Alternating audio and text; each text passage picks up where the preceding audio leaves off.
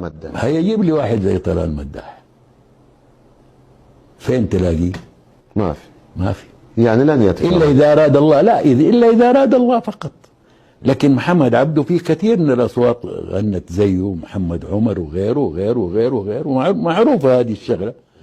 الاستاذ طارق عبد الحكيم في ناس كثير غنوا زيه، جميل محمود في ناس كثير غنوا زيه، كلنا نحن. طلال مختلف. صعب، لانه طلال عمره ما يتعمد انه هو يقول لك عربه واحده مصطنعه، بيغني طبيعي. واللي يغني طبيعي هذا شيء صعب، زي ام كلثوم. ام كلثوم صعب انه يجي زيها.